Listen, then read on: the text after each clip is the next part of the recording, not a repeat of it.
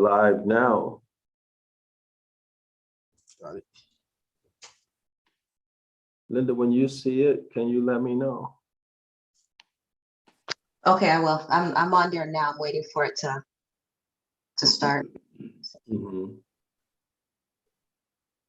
Says waiting for Zion. Mm-hmm.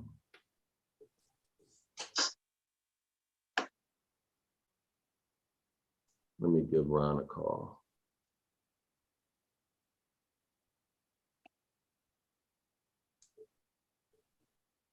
Yep, we are live. It's on. Is it on? Let me try refreshing my screen then, because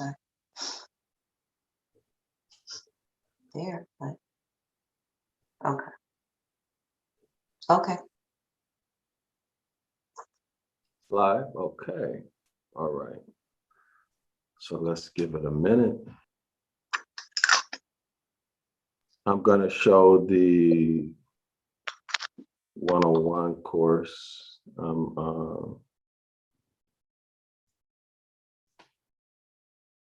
me see. Y'all see the new course?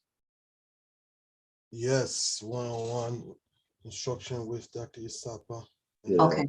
Mhm. That's for people who have lots and lots of money, because it's one-on-one. Okay. Okay. So there would be paying for my time, and not the content, but for the time. Now, Dr. Isapa, you know you are on live, so everything we're talking about is being heard right now. Oh yeah, yeah, yeah. But the course, that course is for people who and not. Can Okay. you mute your YouTube, or is it Yep. me? No, that was me. I just muted it. Okay. Yeah, that course is for people who, let's say, they don't want to be in, like, I have a friend, right, who doesn't want to be in the class because of their job, and they would prefer private instruction. Okay. So it's for people like that. But anyway, let's give it a minute.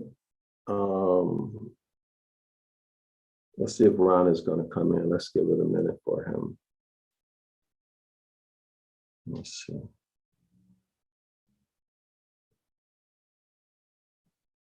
All right. Okay, so Shalawama, everyone. I'm Dr. Yasapa from Zion Law School. Today, we're going to talk about astrotheology. And so this is going to be part 1, episode 1. And I'm going to continue to do these until I get tired. So, Episode 1, okay. That's yeah. And eventually this will be rolled up into a streaming course. So I'm not going to cover everything in this series because it's just too much.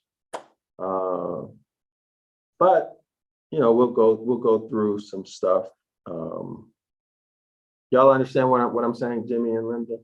Yes, I do. Yes, I do. Yes, absolutely. Okay, so we're going to do it like that, and try to have it, make it fun. Then everybody can gain an understanding of what astrotheology is and what it means to you, and how it affects all of our lives. You know what I'm saying, Jimmy? Yeah, absolutely. Mhm.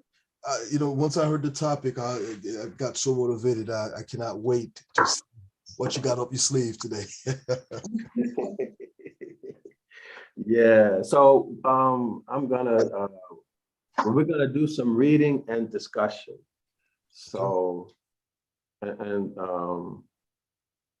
try to make this as understanding as possible, because this is very old piece of work that we're going to go through, and it's written in a way that's not easy to understand. But we're gonna go through it, and it's gonna be fun. It's gonna be fun. So I reached out to Ron, and he hasn't responded yet. So we're gonna go ahead and get started. All right, so everyone, this is the 101 Ancient Ibaryath course that you're looking at. This is a home study course where you can learn Ibaryath. This is our language. This is part of our heritage. This course is almost free, $10 a month. Okay, you can cancel anytime, and you're going to learn your heritage. All things or everything, pictographs, the culture, the grammar, the Ibaryath word studies, the vocabulary. Now, when you scroll down, you can get the syllabus, okay? You'll get the syllabus, and I teach this course, and I do it in an enthusiastic way, so that it's not dry, right? So scroll down, click on subscribe. That'll get you access to $1 one-day trial, and you can take as many of the 113 videos and go through it all, if you know, as many as you can. Okay, and then after that, you're subscribed, right, for $10, which is basically free. So if you continue to scroll down, you'll see what's in the course. Okay, now this doesn't cover everything. There are 3 parts, but it gives you an idea. Okay, it gives you an idea. So let me get this back to where we are. So I'm going to start all of the videos off with this because I really want everybody to subscribe to this. You know, that's what I really want, because this gives the foundational information that people need in order to understand our language. So let's go and take a look at Jeremiah 8:8 in the Bible Hub to see why this is important. Linda or Jimmy, y'all can read this if y'all like. I can go ahead and read it, but Dr. Issapa, if I may add, you know, that Hebrew 101 course is, you know, I have it personally, and I think it's great information, and set up a lot of basic, especially for those of you who are out there feeling uncomfortable in the situation you are in, and you know, whether it's in the religion setting, it's in the camp setting, you're just feeling uncomfortable. Certain things you cannot understand, certain things just does not make sense, but you are being told, you just have to accept it. Well, one of the key things that Dr. Issapa with Zion Law School wants you to know, no, you do not have to accept it. There's another way of verifying. There's another way of knowing what you know to know it, and not just have to accept it. And that's what Zion Law School actually does. And with this basic program, if you're not sure whether you want to come to the classroom, but start with this basic program. And as Dr. Issapa said, $1, you will try it, you know, for a whole day, as many of it as you can actually watch. But simply $10 per month, I personally have this, and I don't think I can really put a price tag on it, because it's worth more than I could possibly afford for it. The information you're going to get will give you a different understanding. And I promise you this, you will never take a look at your Bible the same again. You will never listen to anybody speaking, preaching the same way again. That's I can say, I can guarantee that. Give it a shot. Give it a shot. That Ibaryath 101 is truly worth it. But back with you, Dr. Issapa. You said we're going to read Jeremiah 8:8. Yeah, let's read it from the Amplified version. All right. And okay, it's the Amplified. All right. Jeremiah chapter 8, verse 8. And again, this is the Amplified Bible version. How can you say we are wise, and the law of the Most High is with us, and we are learned in its language and teachings? Behold, the truth is that the lying pen of the scribes has made the law into a lie, a mere code of ceremonial observance. Okay, and Jimmy, how does that apply to learning Ibaryath? our return to our heritage and understanding. Oh, go ahead. I think it is that last part right there that brings it in. When he talks about being learned, let's go back here, being learned in its language and teachings. So a couple of things here. We said, how can you say we are wise? And how can you say that, the law of the Most High is with us? Okay,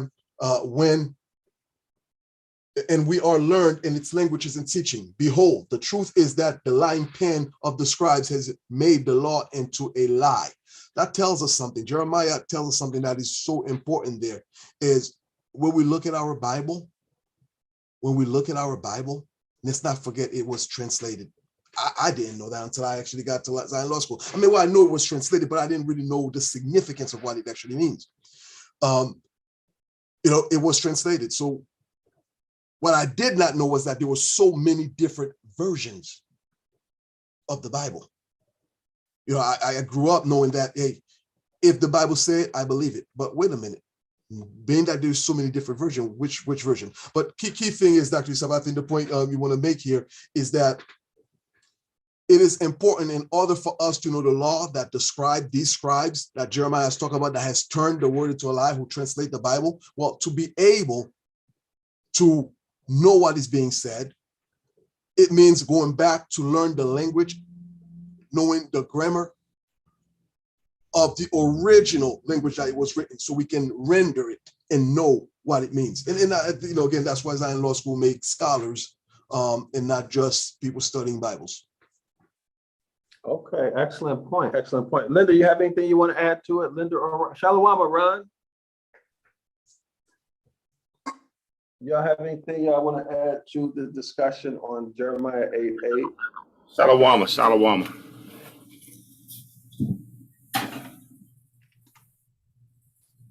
Is Linda still here? I see Linda. Yes, I'm here. Yes, sorry. Trying to unmute. Yes, I agree with what Jim said. Absolutely. There's a lot more to it. Okay, so what's the significance of there being so many different versions? Like, we're looking at a bunch of different versions right now, right? There's a feedback going on. I can't hear you. I think it might be Ron. Ron, are you muted, Ron? I am now. Okay. Okay, I'm sorry, Dr. Masapa. Can you pose the question again? I had a hard time hearing you. Yeah, what's the significance? Jimmy mentioned there's so many different translations, right? And Right. learning how to render. So what's the significance of that? Learning how to render, well, there's so many different versions because they're rendered differently by a group, different sets of scholars. And so what we learn at Zion Law School is how that's done and how we can get back to the original, to the truth. Yeah, and what's going to govern how they render from Ibaryath to English? What governs that? I think it's a few things, understanding grammar, understanding worldview, and things of that nature to render it accurately. Mm-hmm. And what about one religion from the other? Yes, and also one of the, I guess, driving forces of some of these renderings is religion and doctrine. Yeah, there you go. That's it. Religion and doctrine. Okay. That's the key. We have to learn how to see, to be able to identify what is the religion, what is the doctrine. Okay. Exactly. And we're not coming from that point of view. We're just going back to the original, to what was originally said. Very good. Excellent. So all of the tools and concepts that you'll need in order to be able to do this is in this comprehensive streaming self-study course. Okay, so let's get with the, let's get our document up. Give me 1 second, y'all. Okay, let's see if I can get this going. Anybody want to be the first reader? Now, the reading is going to be a bit challenging, y'all, because it's old time. So can we have someone begin? Let me see if I have to put this in. Let me see if I can put that, make it bigger. Anybody want to volunteer to begin us off? I'll go ahead and kick it off.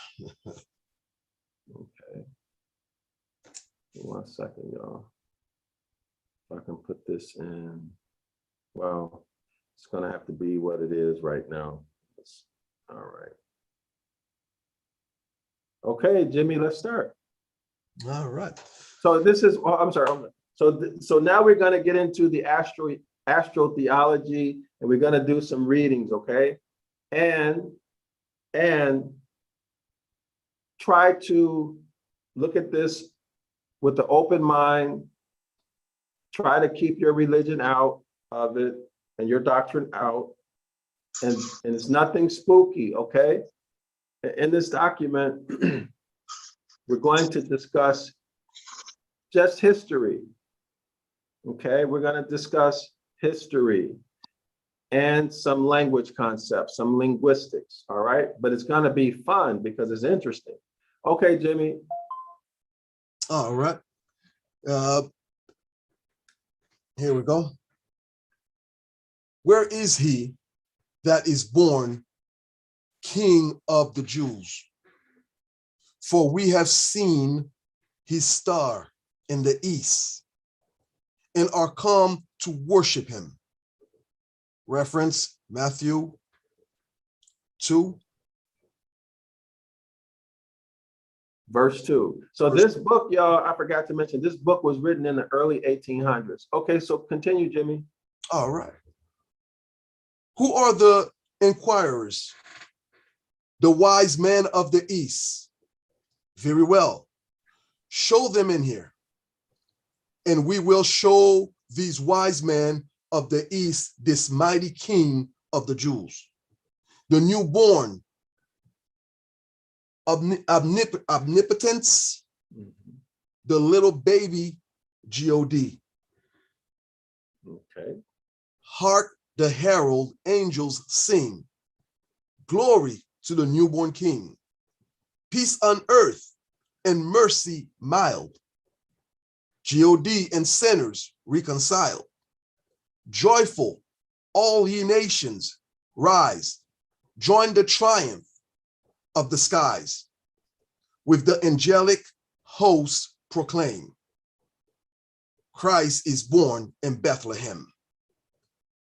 And these wise men were come from the east to worship him. I only beg leave to think I see them at it. I only ask.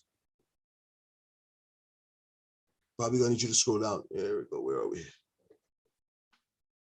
Right here. Only ask to be permitted to imagine that such a scene really occurred, and to imagine what your impressions as well as mine would have been had we been specters of it.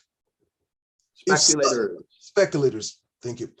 If we had we been speculators of it, if such a scene really occurred on earth, like every other real occurrence, it must admit of being imagined to have occurred. And even they who require us to surrender our reason should at least leave us the exercise of our imagination, so that we may have some part of our minds left and not be out of our mind. Out and out. For 'tis rather riding us hard of our Christian divines to require us to believe that as true, which they themselves do not only not know to be true, but dare not trust themselves or anybody else so much as to imagine to be true. The mind's exclusive faculty is found to be as great a rebel against faith as its reason. Let's look up exclusive. Give me 1 second. Mhm. This is old time words, right? Exclusive.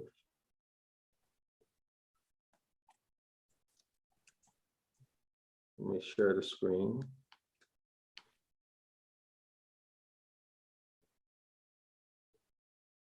Okay, Jimmy.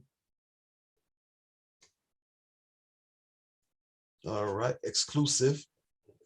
No, oh, wait. That's not the word. I think I typed in the wrong word. It should be exclusive, right? Yes, sir. Yeah. Hold on, I typed in the wrong word.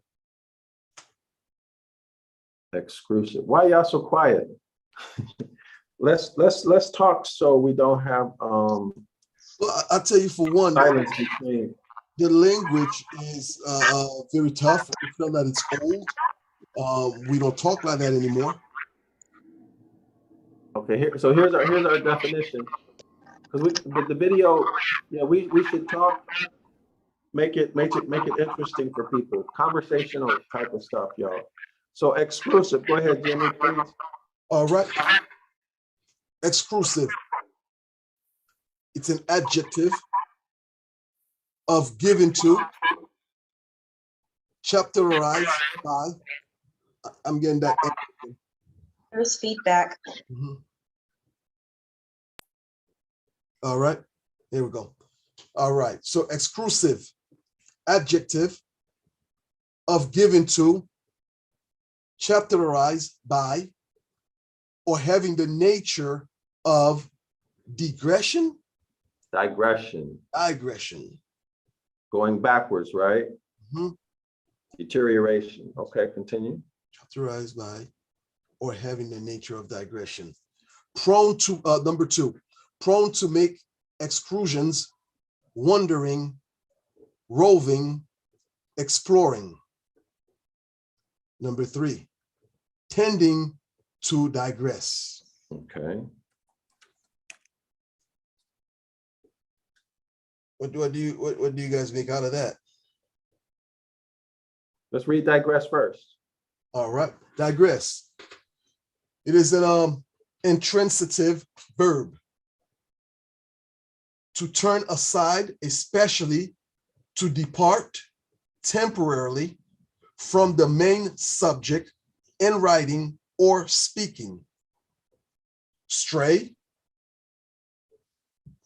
synonym, swerve. Number 2, to step or turn aside, to deviate, to swerve, especially to turn aside from the main subject of attention. Of course, or course of argument in writing or speaking. Number 3, to turn aside from the right path, to transgress, to offend.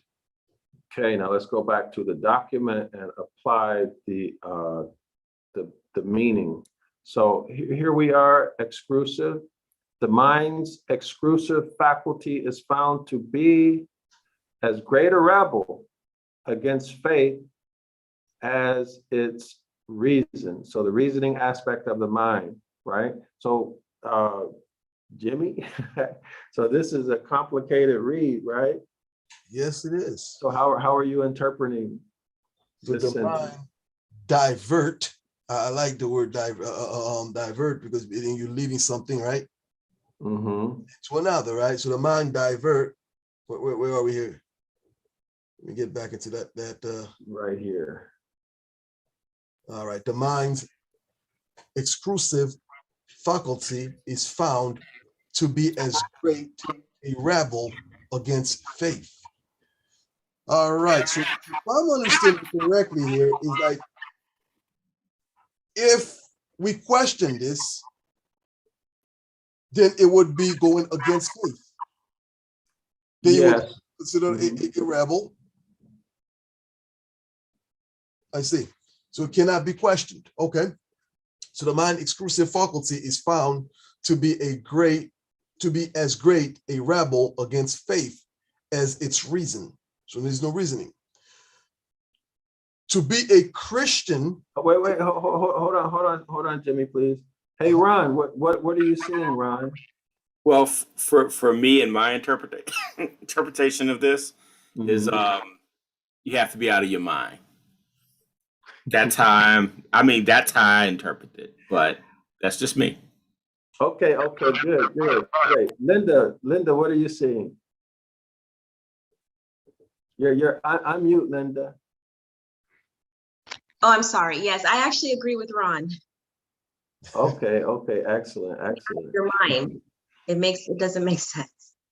Yeah, so the mind's ability to distract itself, right? Or looking, let's go back and look at these words. Okay, see, to distract itself temporarily, go someplace else than what you should be on, right? Okay. To deviate from the topic, okay? To transgress, offend. So yeah, I mean, I agree with everything everybody's saying. The mind will turn aside, ignore, block out, right? And if y'all disagree, feel free to say so. So the mind's ability to do everything we just said is found to be as great a rebel against faith, right? In other words, remember up here, he said you need to believe. So believing is faith. Believing and knowing are different, right? Exercising our imagination. So basically, if we see an imagination, believe it. Yes. So your mind's ability to distract itself, get off on another topic, right, is just a rebel against religious doctrine, as is reason. Y'all follow me? So your reason can free you from it, but your mind's ability to ignore it can also free you from it, right? Because it's when you get caught up with the imagination, now you're trapped in the doctrine. At least that's the way I'm seeing it. You're finished once you get trapped up. Okay, let's continue. If y'all want to discuss this, feel free to, or we continue. Let's continue to see what they're building on it, unless you guys have something else to say. But I want to see what's coming. Okay. Let's continue. It looks like it's about to get interesting. All right. To be a Christian, indeed, you must lay aside the use of your minds altogether. Can I read that again? Sure. To be a Christian, indeed, you must lay aside the use of your minds altogether. For the facts of the gospel are of such a mysterious nature that they will not bear to be reasoned on, but they will not bear to be thought on. If I understand correctly, please correct me if I'm wrong. To be a Christian, you must lay aside the use of your mind. In other words, you can't think for yourself. You have to be programmed, in other words. Whatever you're told, that's it. For the facts of the gospel are of such a mysterious nature. That does remind me when I was younger. I had a lot of questions growing up in a Christian family. There's a lot of questions. And you were told you just have to have faith because the things of the Most High are mysterious. and are only revealed to those of his choosing, which correlates or goes side to side with what I'm reading here. Now at least it makes sense to me. That's what the expectation is. And it's almost like too, when they tell you that, you feel special, right? Because you feel like the deity is revealing something to you. Absolutely. Okay, so let's continue. Wow. And where are we here? For the facts of the gospel are of such a mysterious nature that they will not merely not bear to be reasoned on, but they will not bear to be thought on. You may believe that it is true. You may make believe that it is true. You may say that it is true. You may swear that it is true.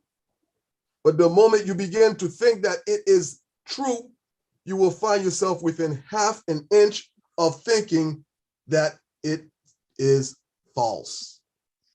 That one hit it right in the head. That nail hit it right in the head. And because of the way we were programmed, so it's like you convince yourself to accept it. You convince yourself that it's true.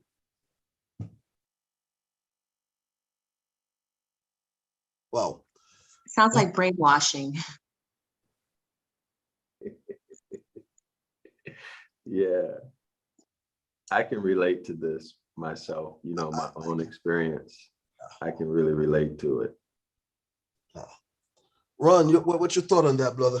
That one I think is deep right there. Yeah, I mean, people believe in what they don't know. And I'm in agreement. Yeah, I'm in agreement. Mm-hmm. Because that the question comes up is how, right? How did someone walk on water? How did someone float up into the clouds? I think it's a misinterpretation, though. I think originally when it was written, it was the SUN that they saw walking over the water. Mm-hmm. The sun going over the water, and not literally, the SON, allegedly. Mm-hmm. So, but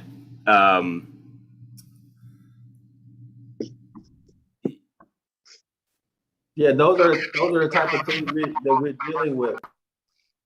The astrotheology. So the sun, the Christ being the sun, right? And then the walking on the water is the sun reflection.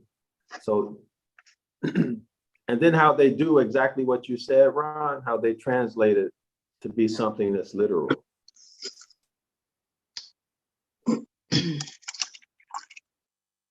Okay, so let's continue. All right, that is false. So that there is really no other way of believing the gospel than that in which the Archbishop of Dublin believed the 39, where are we at? Okay, 39 articles, that is, taking them in the lump and so believing without thinking. The sanctity,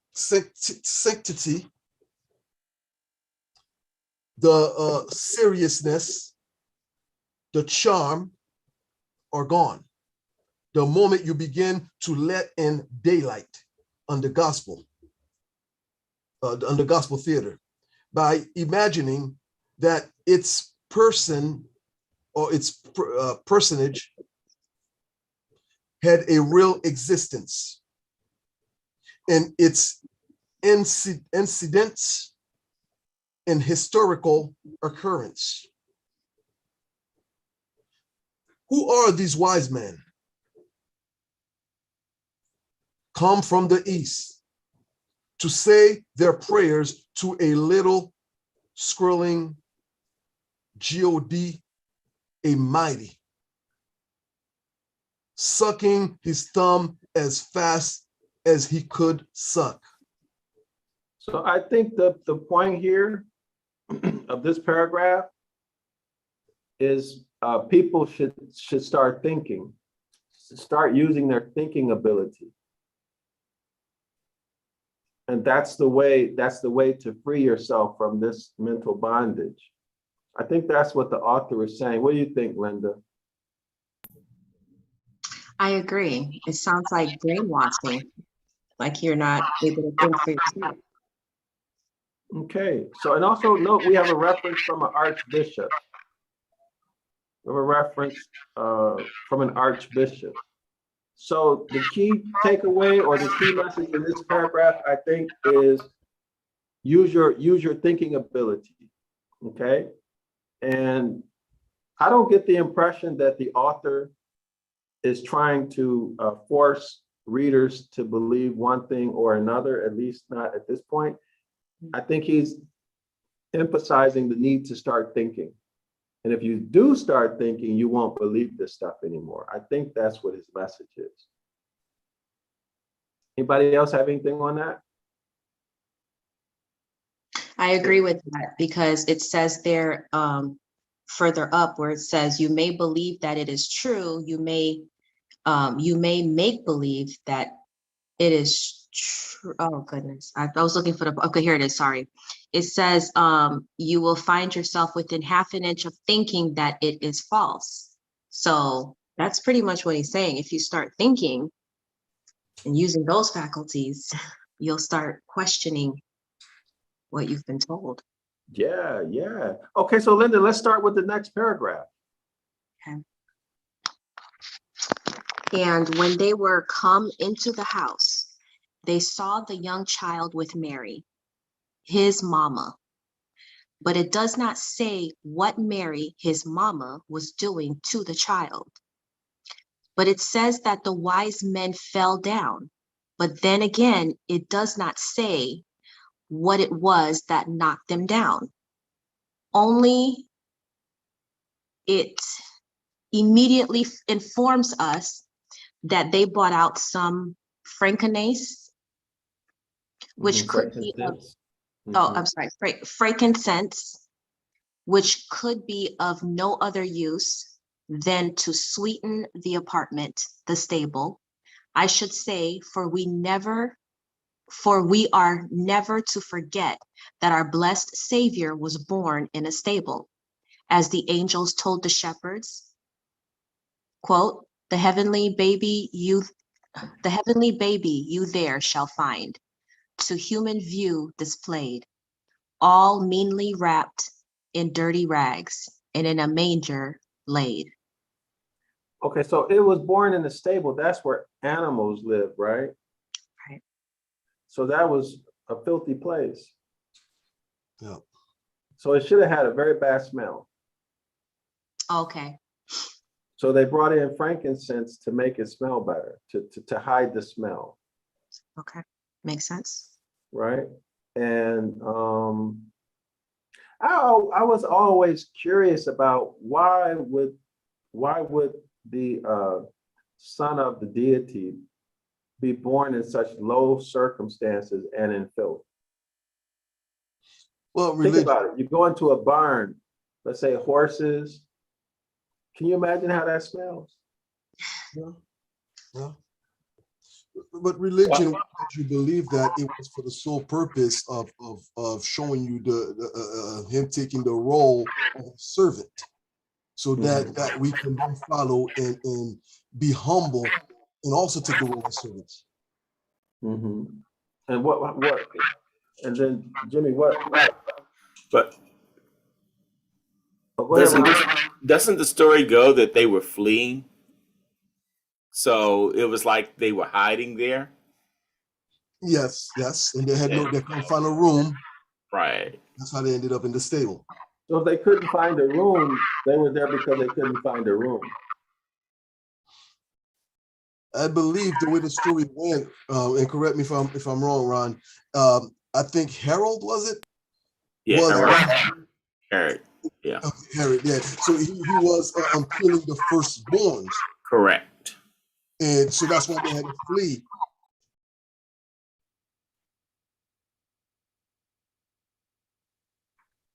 Oh, go ahead, Ron. No, I was saying that's why I believe they ended up, in a place like that. Okay. Okay. I mean, Okay. but you wouldn't think that, that's the Most High Son, that, you could find a better place. Yeah. But like Jimmy, like Jimmy said, you know, they want to have that humility, servant, you know. Because he could have hid in somebody's house that was clean, or could have been anything, but why amongst animals with feces and filth, and the baby's clothes are dirty? It's like dishonorable. But for me, for me to do that to my own child, right? So, could you do that to your own child? Have them be born in a barn with animals and feces. As a man, you see what I'm saying, Ron and Jimmy? Never thought about it like that, but you're right. It would have been tough, but when you also think of the agenda behind it, the whole agenda behind it, to subdue.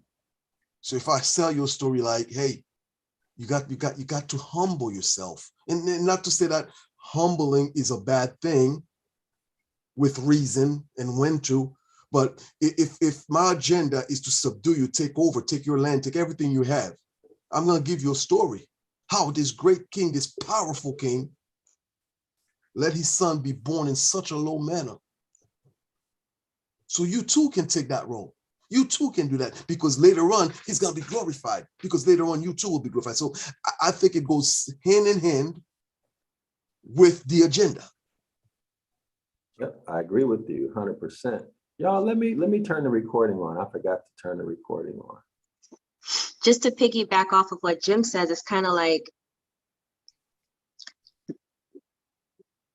they want us who like, they want the people that are raised in poverty and struggle to relate to this baby who was born in struggle. If you think about it in that sense, he's very relatable. He's one of us. Linda, I got a question for you as a woman. Yes. As a woman, because women give birth. How would you feel about, let's say, a man, and you're pregnant, and he wants you to go into a stable and have the baby, and all you got is dirty clothes? How would you feel about him? Well, if it's in modern times, I would be pretty pissed off, because, there's potential for infection here. You know what I mean? Mm-hmm. It's not a sanitary environment at all to bring a child in. That puts my life and the child's life at risk. But when I think about in those times, supposedly, there were a lot of luxuries they were not afforded, so. I'm not saying you're wrong, but according to who? How do we know that? That's only what they say, right? That has to believe that, one has to believe in evolution. That's true. Right. But the record shows that those societies were more advanced than now. And we were. Makes sense. That's true. Y'all see what I'm trying to say? Okay. Absolutely. That's a different perception. Okay. So they had the I mean, yeah, I'd be pissed off. I feel like this man is putting my child's life and my life in danger. Yeah. So I think this is what the author is getting at, thinking, putting yourself in the situation, right? What are we assuming or presuming? And then how would I see it if it were me? The critical thinking aspect of it. So yeah, a lot of these ancient societies were very, very advanced, and there's a lot of facts that say that their technologies were better than ours. you know. You got anything, Ron, or you want to continue? No, continue. I mean, I totally agree. I mean, they had running water, and if you look at the pyramids and things of that nature, we still can't build that today. You know, those structures like they did. You know, like that they have. So, yeah, absolutely. Okay, all right, great. Linda, let's continue. Okay. Indeed, one would be utterly at a loss to guess in what the wisdom of the wise men consisted, unless it had been that they anticipated that the heavenly baby might have such a heavenly smell about him as would have rendered a little frankincense or aromatic vinegar very refreshing. And they worshiped him. The wise men worshiped him. What sort of worship wise men would be likely to pay to a newborn child might be easier guessed at than told, only it was not very wise of them to open their treasures and present unto him gifts, gold, frankincense, and myrrh, when a happorth or lollipop and some bull's eyes and sugar plums would have suited his royal highness so much better and have been quite sufficient to have ensured their own everlasting salvation. But somehow or other, the wise men have always contrived it that salvation should never be cheap. And however little of the profit may go to this deity help him.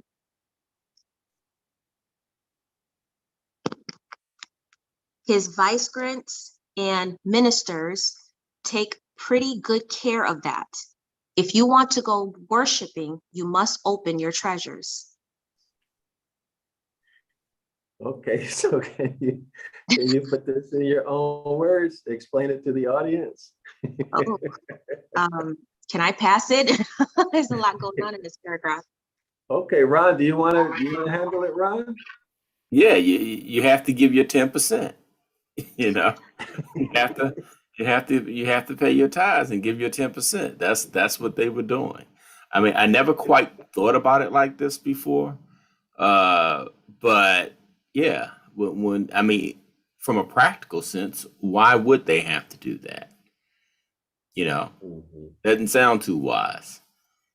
You know, but it's showing, I think, as we pointed out before, you know, what they want us to do, and that's to give our money and our resources and riches over to, you know, whatever deity or entity it may be. You know, kind of like Christmas. Kind of like Christmas. Everybody, you know, wants gifts. You know. Yeah. Jimmy, walk us through, Jimmy, the thinking part of it in terms of what a baby would like. You know, what does the baby prefer, frankincense and treasures, or does he prefer something sweet like a lollipop to make the baby happy? Yeah, I thought it was pretty interesting that the author pointed that out. You know, why the frankincense? Why? What does that have to do with the baby? I think that's the religious part of it, to make it more, I guess, to give it some kind of religious or spiritual significance. When in reality, yes, that child would probably be better off with a little pacifier, or hey, how about some milk? How about some milk? Now, something like that would actually work for the baby. So what you know, was it really beneficial to the baby? Perhaps not, but you did point out something that was pretty good, was the smell that was there. Yeah, it would make sense that it might be important for them, more them than the baby. You know, it's probably not in touch with its sense of smell yet. You know, it might make more sense for them than the baby, but the baby itself, yeah, would have would have been better off with a pacifier and being kept warm, especially it was supposed to be cold and they were in a major. There is no heat. I think perhaps heat would have probably been the most important thing for that child at that moment. That's called what, hyperthermia or something, right? So I think the heat would have probably been more important. But again, to drive the story, that's why it goes. But we read the story and never really paid attention to those little details, because we in a way has been conditioned and also force ourselves to, just like the author said in the beginning here, to think a certain way. And when we try to deviate and try to reason with it, we feel bad about ourselves, and we convince ourselves to look at it the way we were told and just believe, have faith. And this is also interesting too. The whole point was of the Christ figure is salvation, right? So if you want to make the Christ figure happy, like you said, give him a pacifier, give him something that he can use and be happy about. The baby doesn't care anything about these things. That was an excellent point, Jimmy. So I think this is really excellent, the way we're going through this, analyzing it the way we're doing.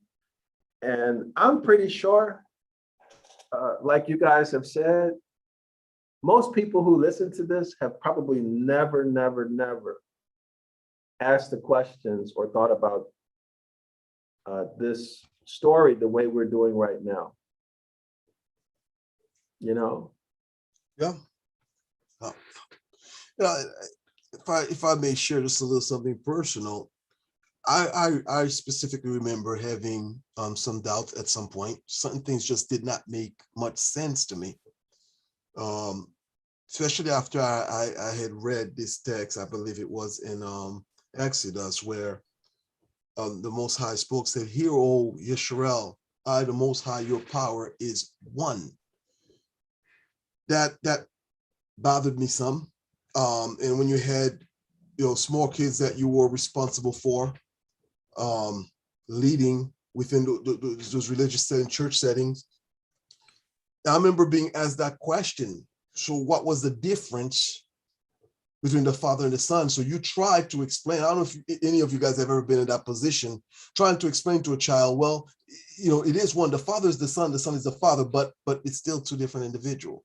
Then you hear yourself saying that, but they're kids. So there are kids. You try to convince them. You try to show them that you're confident about what you're saying. You know what you're saying. They just don't understand it. They gotta understand it. At some point, they will understand it. But you yourself, in back of your mind, you're like, man, that just did not make any sense. But then again, you convince yourself to believe it, and just like what it says, even when you start thinking. You are deviated. That was the word, deviated, to stay on target, which is the target, the point, the whole agenda. Excellent. I like this point too. He says the wise men have always contrived it that salvation should never be cheap. Salvation should never be cheap. So religion, particularly the one I used to be in, they get you for. They didn't tithe, but you're however much you're going to volunteer every month, and then what you put in the donation box when you go there, right?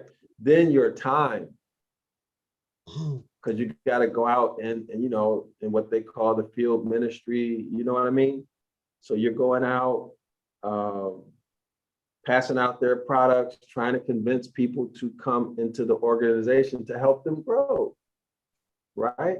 So they take so much of your resources, right? Federal Reserve notes and time and effort. And then if you're, you got to go to the meetings, or maybe you have a role at the meetings, you got to prepare. These religions will drain you, right? That's what I'm thinking. And it said, and notice this part, it says, and however little of the profit may go to the deity. So the deity is not getting anything, right? Wow. His vicegerents and ministers take pretty good care of that, right? They're getting all the money. If you want to go worshiping, you must open up your treasures. Your time, your money, your effort, your energy, right? I thought that was very interesting. Okay, Ron, you want to go next?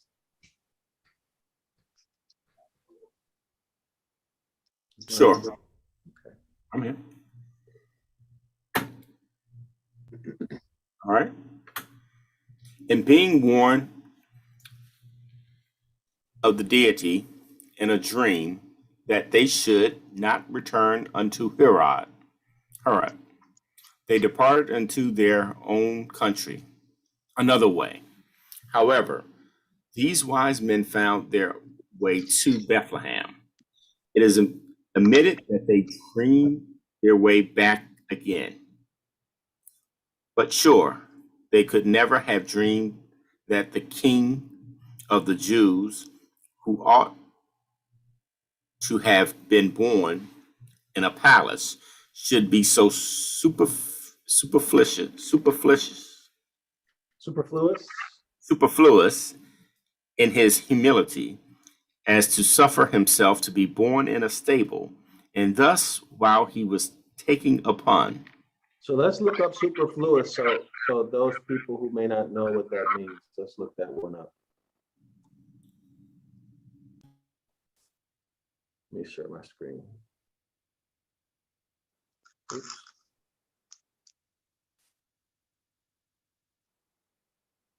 Okay, Ron.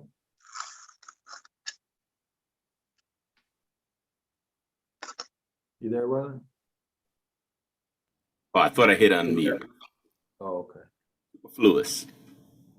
Exceedingly what is sufficient or necessary. Extra, not needing. Unnecessary.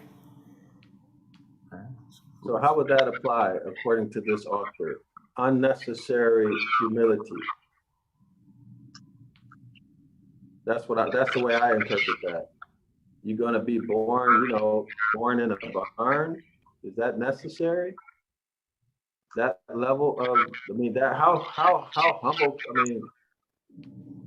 I guess it's obvious, right? I don't need to. Yeah.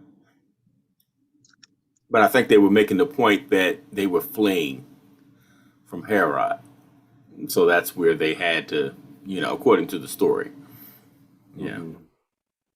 But if you're the Most High's child, you'd think the Most High would have better, accommodations. So. Right, definitely. Because we wouldn't do that to our own child. Okay, so let's continue. All right. Himself, the nature of man, rendering it very doubtful whether he was not at the same time going to take on himself the nature of a horse. For the good Christians who believe that our blessed Savior was both most high and man can have no right to quarrel with me for carrying my faith a little bit further than theirs in believing, as I most sincerely do, that he was both man and horse, to which most true faith I am led, not merely by the most natural suspicion attaching to the circumstances of his having been born in a stable, as where else should a horse be born, but not to make any sort of play on words or to strain. Hey, Ron, I'm sorry to interrupt you, but can you read again from here because your microphone was cutting off? Okay, I'm sorry about that. All right. To which most true faith I am led, not merely by the most natural suspicion attaching to the circumstances of his having been born in a stable, as where else should a horse be born, but not to make any sort of play on words or to strain any phrases. To strain any phrase, whatever from its obvious sense, which I would not for the world, not to build on the certainty of the fact that he had no human father, that the angel spoke of him to the mare, or Mary, his mother, not as the holy baby or holy child, but as the holy thing that should be born of her. I appeal to the whole angelic chorus, to the multitude of the heavenly host who appeared to the shepherds keeping watch over their flock by night, in ratification of all express definition, that which no words can be more express. Unto you is born this day in the city of David a Savior, which is Christ the power. And this shall be a sign.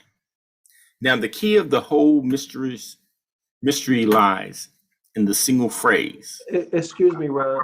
Can you summarize the pertinent points for the audience, because this is kind of complicated reading? So can you kind of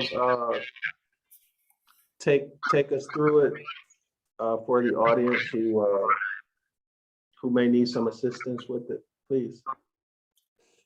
Yeah, the author is saying, yeah, the author is saying, horses and animals, things like that, but specifically a horse is born in a stable, not necessarily a child or a man, a child or a man, typically, so it has references to, I think, astrology, I think, during that time period. But for this specific, because we haven't read that far yet, I believe. So for this text here, it's saying horses and animals are born in stables, not children. Okay, and it reads, he himself, the nature of a man, right? Rendering it very doubtful whether he was not at the same time going to take on himself the nature of a horse. So here we have a man horse, and he's developing it further. For those good Christians who believe that our blessed Savior was both capital G-O-D and man, okay? So this is alluding to Father, Son, that Jimmy mentioned, right? Right. So if you can make that stretch, remember, Jimmy, how you said you were talking to your child and you said, well, that don't sound right, right? If you can make that stretch, okay, he continues, can have no right to quarrel with me for carrying my faith a little bit further than theirs and believing, as I most sincerely do, that he was both man and horse. And Ron, you're exactly right with what you said earlier. He was both man and horse. That's the point that I would like for the audience to take away from this. The Christ figure is said to be both man and horse. Okay, and he's going to develop this as we go. But given that he's man and horse, born in a stable, to who? Y'all see that? The highlight? Yeah. To a mare. Yeah. A mare. A mare, the horse, right? Yes, correct. Or Mary, his mother. Okay, all right. Okay, so Ron, let's continue with the sign. So we're considering what the sign is. Okay, let's continue, please. All right. Now the key of the whole mystery lies in that single phrase. That's hard for me to see. It's Greek. I haven't been able to find this, but that's one thing I'm working on, y'all. There's a lot of Greek in here. And it's the original Greek, not the stuff the Greek that you see in the New Testament, a lot of that stuff has been changed to cover over the original Greek. Okay, let's continue, Ron. Okay. And this to you shall be the sign. This is the Savior, which is Christ. The power shall be a sign.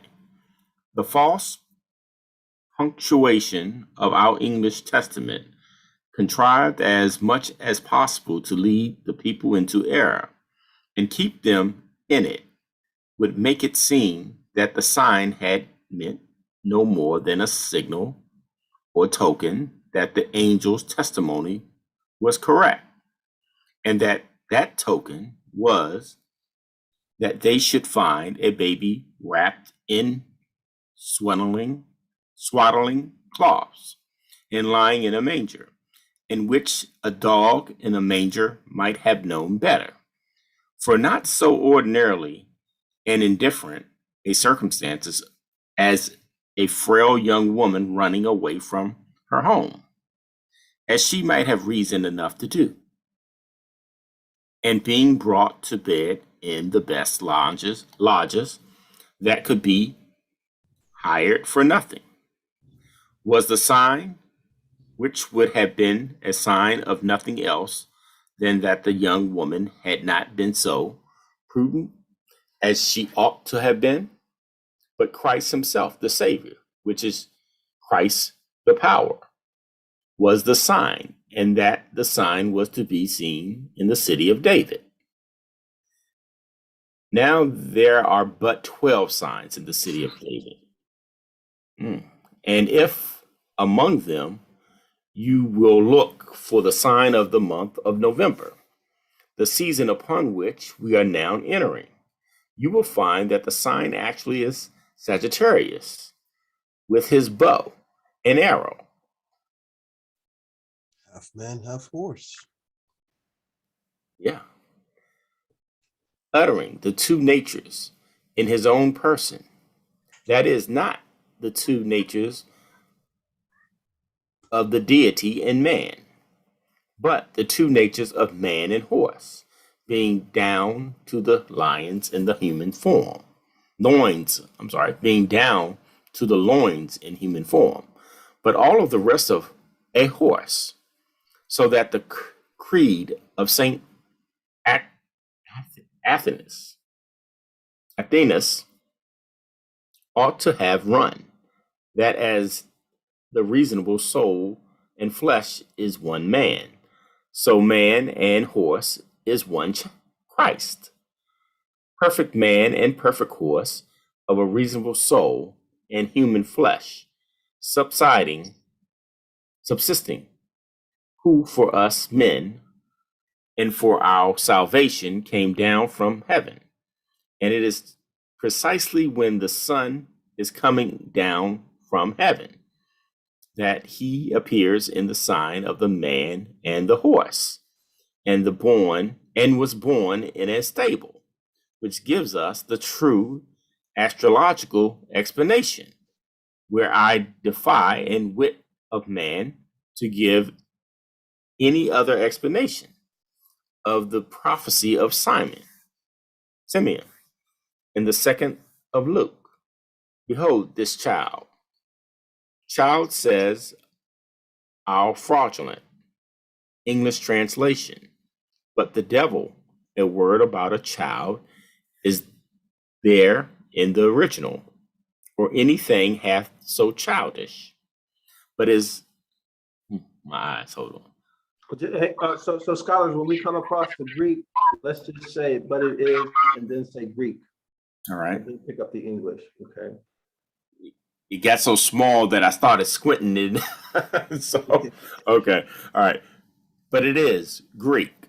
All right. Behold, that is this thing, a mebop.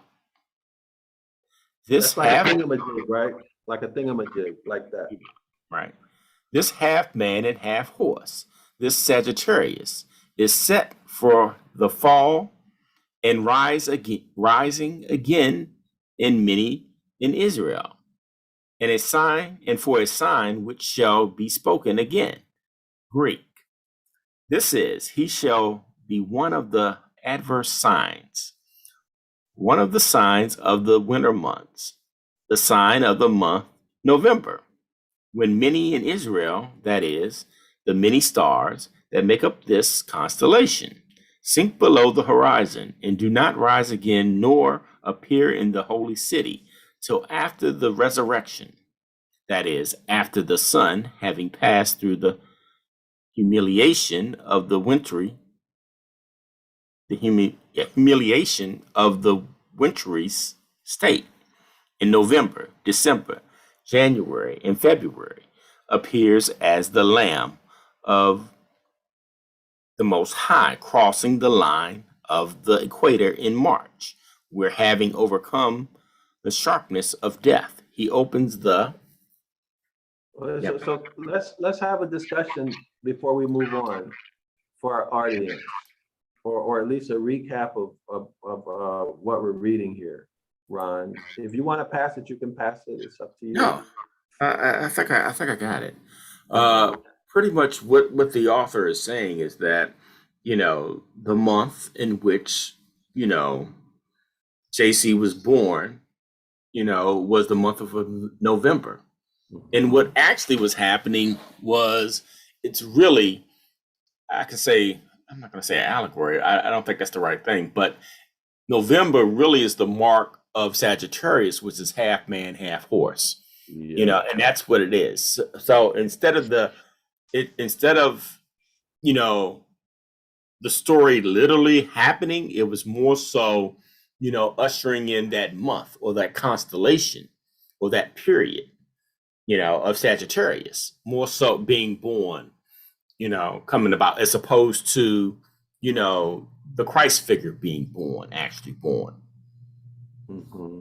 And that's how they derive the story of, it being born in, JC being born in a manger, the horse. Mm-hmm. Very good. Very good. Excellent. And this Saint Athanaeus? Well, no, not Athanaeus. What is this? Saint Athanasius. He is the one who says that the Christ figure is what? Man and horse. So that the creed of Saint, so the creed is the religion, right, or the belief of Saint Athanasius ought to have run that as the reasonable soul and flesh is one man, so man and horse is one Christ. And they're hiding that from people, right?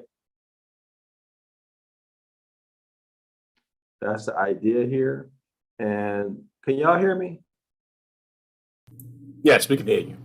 Okay, let's see. Perfect man and perfect horse. So only the Christ figure is perfect. Perfect man, perfect horse. Of a reasonable soul and human flesh, subsisting who for us men and for our salvation. So Christ figure came down from heaven. So again, confirmation Christ figure. And it is precisely when the sun, you want to pick it up from there, Ron? Okay. And it is precisely when the sun is coming down from the heaven that he appears in the sign of the man and the horse, and was born in a stable, which gives us the true and astrological explanation, where I defy the wit of man to give any other explanation of the prophecy of Simeon in the 2nd of Luke. Okay, so basically what they're saying is the story evolved from astrology, or the sign. That's how the story came about.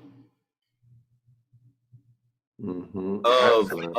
Of the Christ figure, when really it was really the ushering in of the month of November, November, December, that that particular time frame.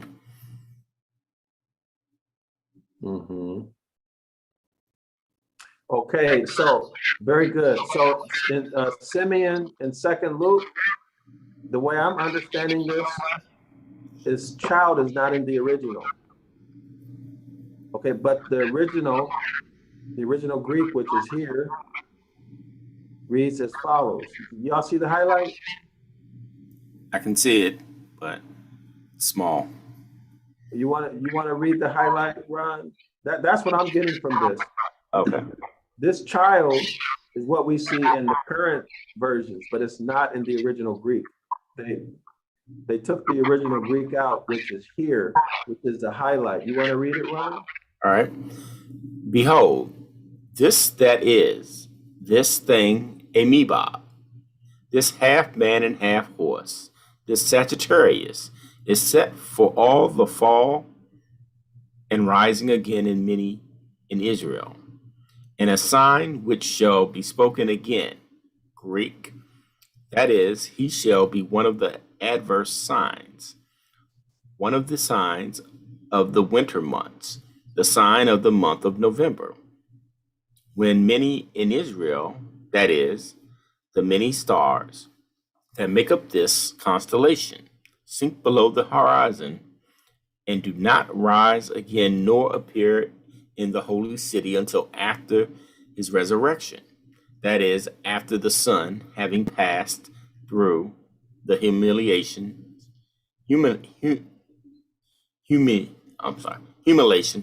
of the wintry state. In November, December, January, and February appears the Lamb of the Most High crossing the line of the equator in March, where having overcome the sharpness of death, he opens the... Okay, you want to give any commentary? Or anybody want to give any commentary on what we're reading here? Let me go ahead and just add briefly, just in case any of the audience have questions. It looks like Sagittarius, the month that they have it set up for is November 22nd through December 21st. And from December 22nd to January 19th, that's when you have the Capricorn. I just wanted to put that out there, only because I can imagine somebody listening to us and may say, well, wait a minute, well, you are wrong because, you know, Christ was born in December 25th. So that's not the Sagittarius. But I think it did mention that, and it did mention that for November, December, January, and February, which is what we know as the winter month, which is around the same time again that the Christ figure was born. So I just wanted to put that out there. Yeah, and then also Jimmy, later on, we're going to deal with December 25th. Mm-hmm.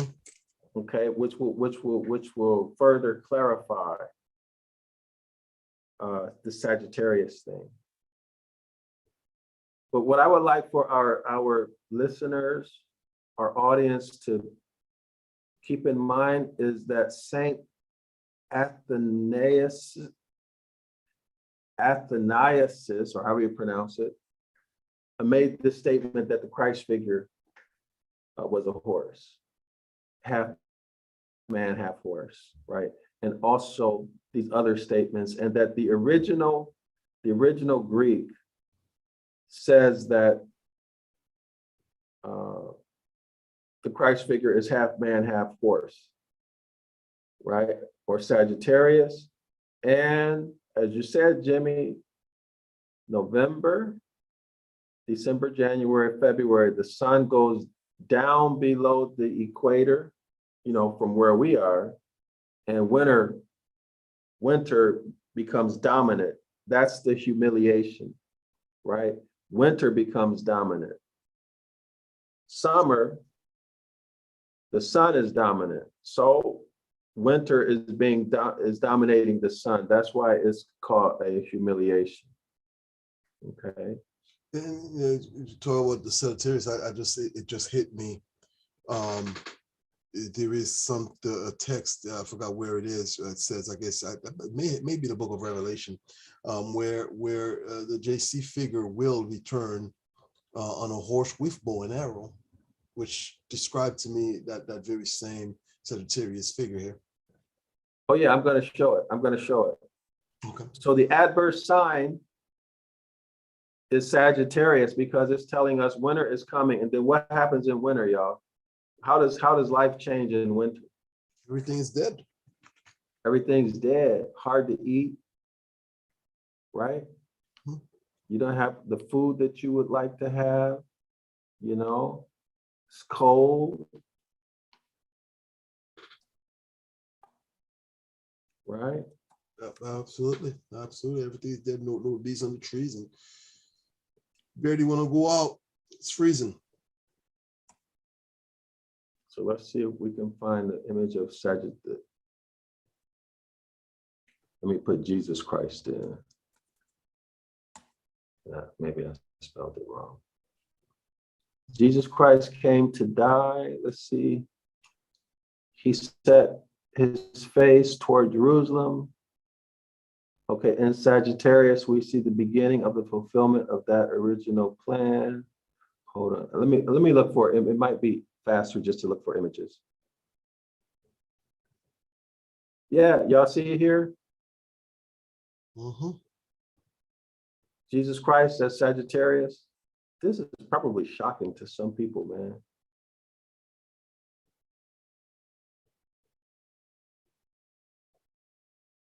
Here's another one. Jesus Christ Sagittarius.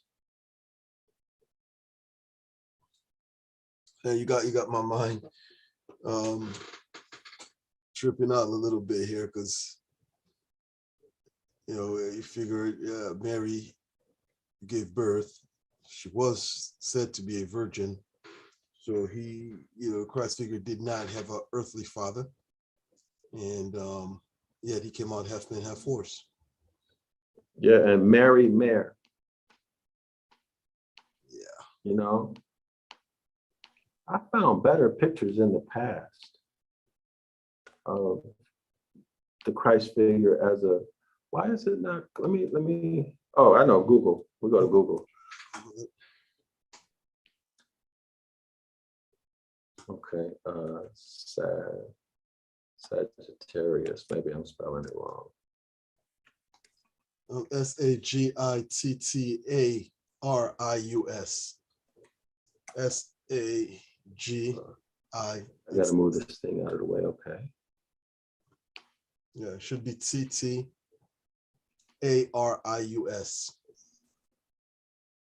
How is it spelled? SAGITTARIUS.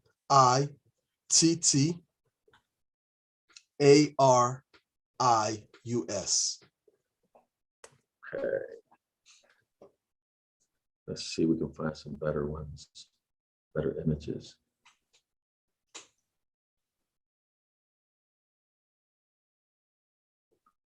What is this?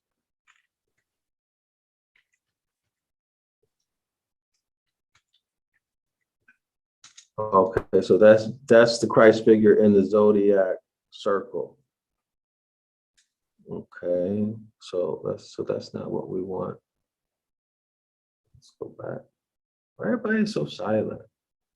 Well, this is pretty revealing as we look up and see those pictures. I never put that together as far as the zodiacs with the Christ figure. So this is very interesting. Yeah, there was a time where I could come and find literally pictures of the Christ figure, half man, half horse. And I don't see it now. Can someone else also do a search? It would be really nice. It would be really good if we could find a really good picture. So here's a picture. Now this is very interesting how the Christ figure comes back on a horse in Revelations, right? Mhm. Sagittarius is like a cover up, right? I mean, if you know this, you know what that means. But if you don't know it, you think he's coming back on a horse. Y'all follow what I'm saying? Yeah. It's going back on a horse. Very interesting. Bow and arrow. With the bow and arrow, yeah. Sagittarius. Oh man.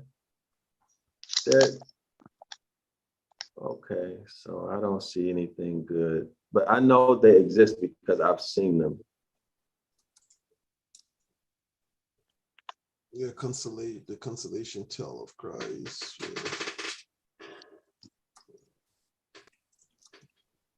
Yeah. Okay, let's see. Brought us to this right here. Okay. So, Maybe if I just do Christ. Do y'all think it's good enough, y'all, or just move forward or try to find something? I mean, I think I think this is good. what has been made. Let's continue digging because this is very interesting.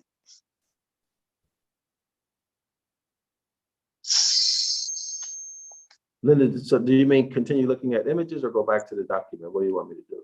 No, I was thinking that we can continue breaking down the document. Okay, okay. All right, so let me leave this alone.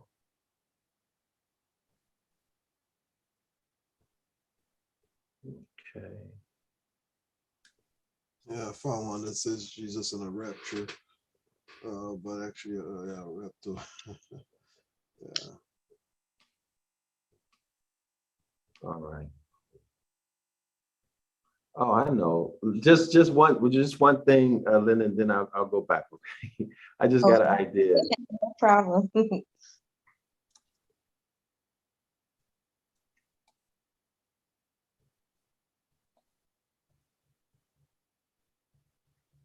No, it's 1G.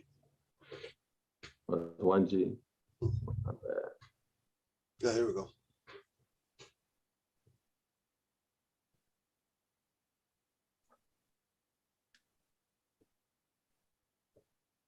Story mythology. And Jesus, the Jesus story. Is the latest installation of the sun business through the full range of an hour. So the last person just sees.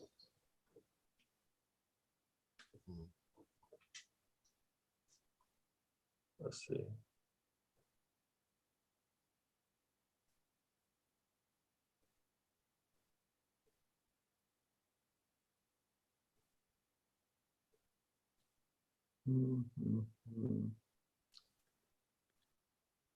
Let's see.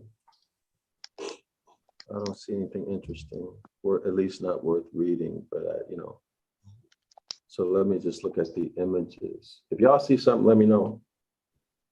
What is going on? With my, what happened? Okay, let me move. I got like this menu bar that's blocking my view. So It moved it. There we go. all right, so I still don't see anything.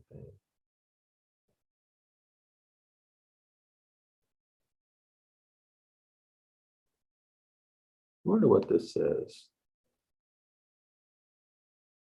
No, it's nothing. Okay, so I'll go back now.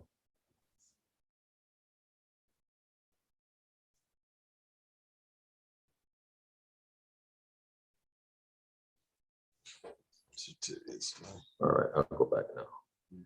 Wait a minute, we finished that page, yeah. So that should be clear, right? What we did, everybody should understand that, what we just read through. I think we did a good job on that. Hold on. Let me see, where are we? All right, let me find out where we're at.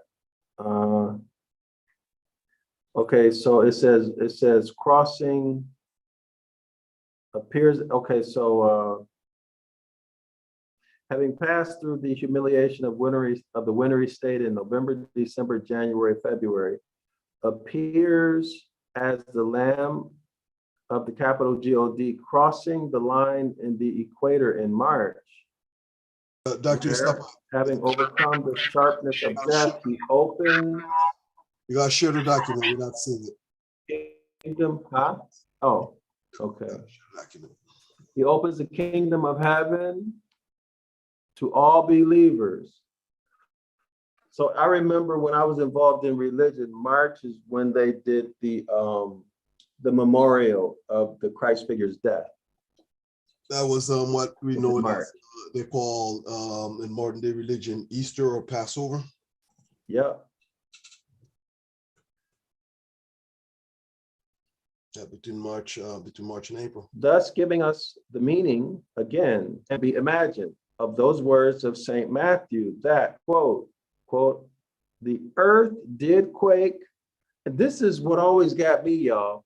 Now, I understand now. The earth did quake and the rocks rent and the graves were open and many bodies of the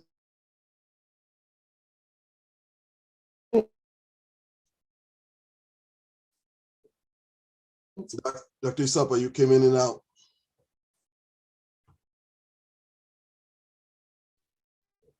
Look like we may have lost him. Let's give him a minute to get back on. But that is extremely interesting. In religion, I know they talk. Y'all hear me? Okay, now we Can can. y'all hear me? Yeah, we can hear you now. Fade it out. Hear me? Yeah, it's sounding kind of muffled, but yeah. Hey, can you guys hear me now? Yes, we can hear you. Sorry about that. I don't know what happened, y'all. Let me share my screen. So let me go through it again. All right. Did y'all hear me when I was talking about what I didn't understand when I used to be involved in religion? No, you faded out right after that. Okay, so I'll read it again. Okay, so thanks, Ron, thus giving us the meaning again, where no other meaning can be imagined, of those words of Saint Matthew that quote, the earth did quake, the rocks rent, and the graves were open, and many bodies of the saints which slept arose. They arose and came out of the graves after his resurrection and went into the holy city and appeared unto many. Now remember, the holy city, in this case, this is the 12 signs of the astrology, right? The 12 signs of, can y'all hear me? Yes, we can hear you. Okay, so yes, so thank you. So the holy city are the 12 zodiac signs, right? So what we're focusing on here is the sun beginning in November starts to descend. Okay, so if you look at, if you look up high in the sky, right? And then look down toward the equator and then go below the equator. So the sun begins to descend in November, December, January, February, right? It's already below the equator and it begins to ascend upward in March. Okay, that's when it's talking about here, the earth did quake and the rocks rent and the graves were open and many bodies of the saints which slept arose and came out of the graves after that's Christ's resurrection. So resurrection is what? Coming back above, right? Okay, so let's continue. Linda, do you want to read? Any questions about that? Questions or comments about that? Or is that pretty straightforward? I think it's pretty straightforward for me and pretty understanding. Likewise. Yes, talking about heavenly bodies, right? And the path of the sun. So the sun going in November beginning to go down. Then eventually it goes below the equator. So when it goes down below the equator, that's the death. When it comes back up, that's the resurrection of the sun, right? And I used to wonder, I didn't know no better in Christianity. How is it that, these dead people come up out of the ground when the Christ figure died, right? And there's not supposed to be a resurrection yet, according to the doctrine that we were in. Y'all know what I mean? Yes, the resurrection was. How are these dead people being released out of the grave? Okay, so there's supposed to be a first resurrection and a second resurrection. So what's the point? That always confused me. Well, JC has the keys. Yeah, and then but what happened to the dead people, right? When they rose, where did they go? There's no more mention of them. So I was always confused about that. Okay, so who wants to read now? Linda, you wanna go or?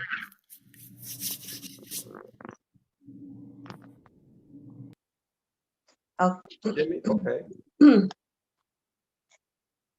Let's see. Can't see. Yeah, just say the Greek text or something like that. Oh, okay. The Greek text, the saints in the proper significancy of that word, never having meant any persons that ever existed upon the earth, but referring only to the stars of heaven, or the holy ones of this deity, as the holy city, and as the city of David, and the city of this deity, and the Jerusalem, in which all these fallings and risings again, these crucifixions, resurrections, and ascensions, than which no language of astronomy could possibly be more astronomical, do all of them usually occur, was no Jerusalem, no city, no place on earth but Jerusalem, which is above. Yeah, so it's annually. So all of these annually occur. Christ gets crucified, resurrected, and then he ascends. Annually. It's Annually. Yes, very good. Okay, let's continue, Linda.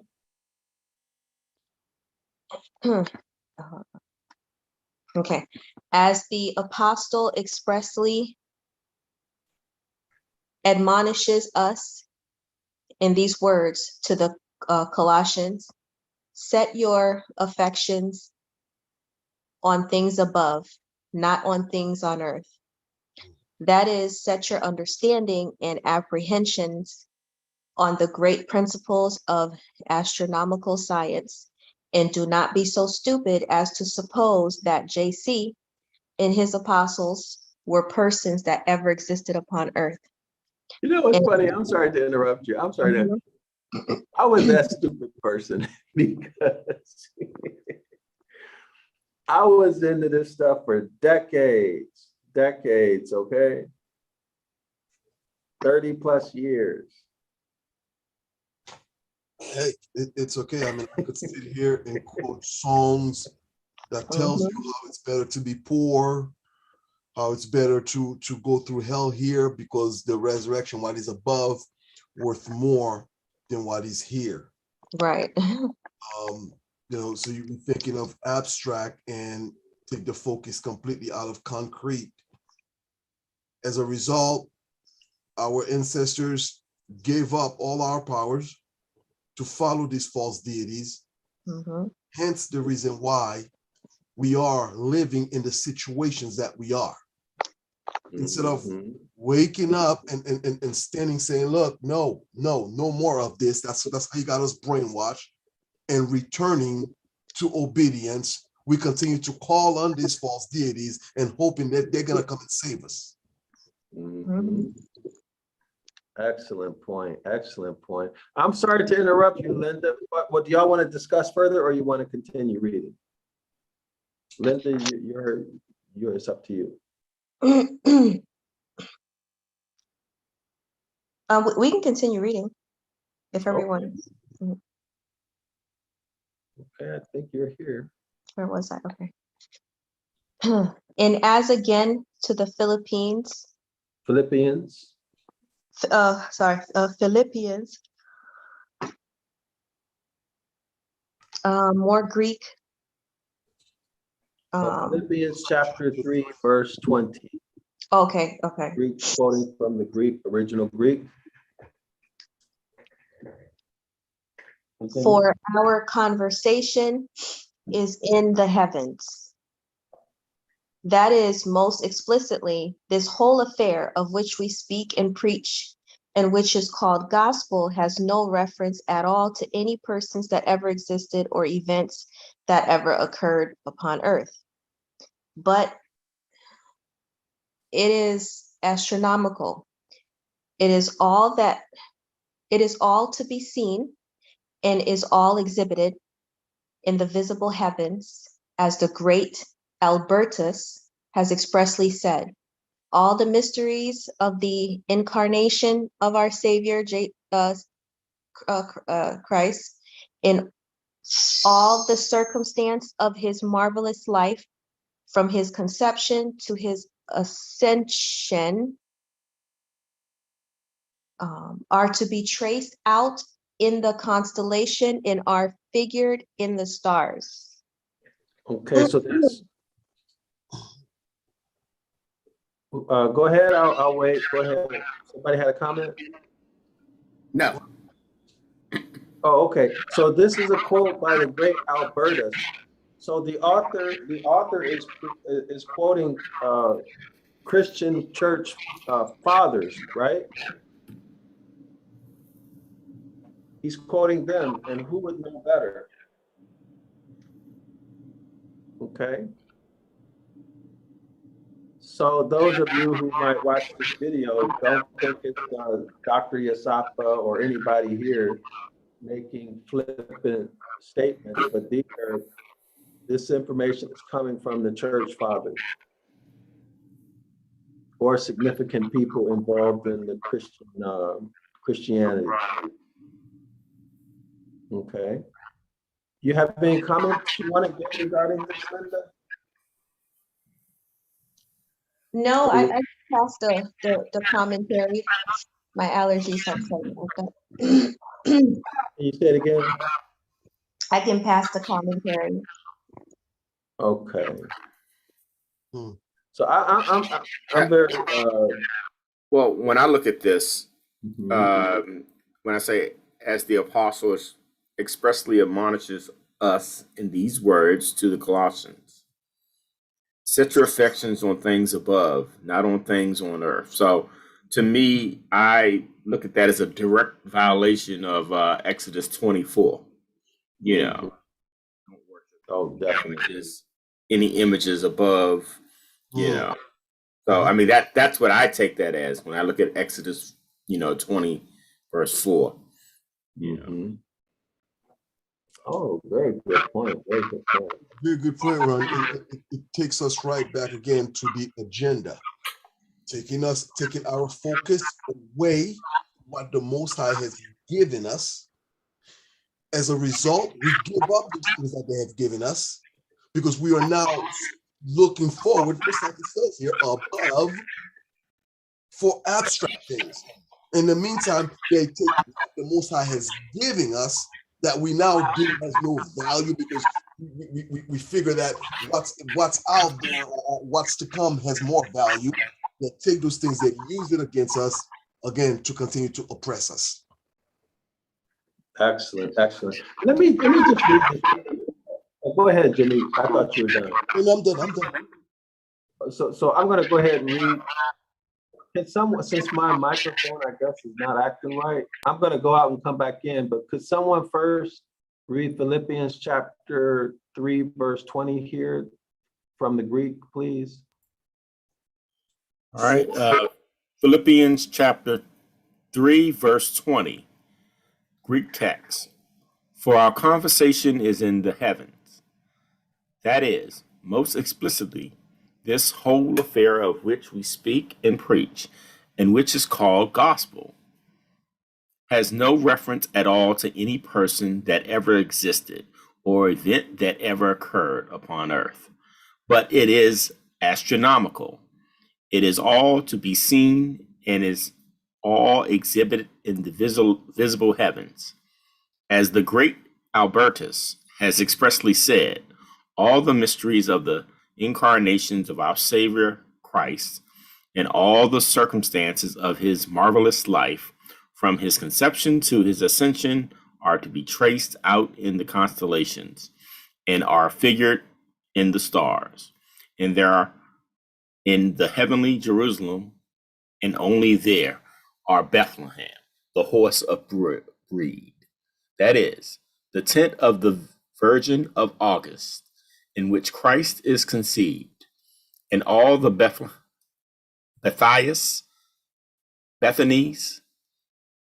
Beth Shemites, and Bethels, in which every one of the imagined events of your gospel, not excepting one, have their own astronomical significance, and which, escaping the decrement of vulgar and uncurious ignorance, have been stupidly mistaken for historical facts, just as a fool who has but seen the diagram and delineations of the elements of lucid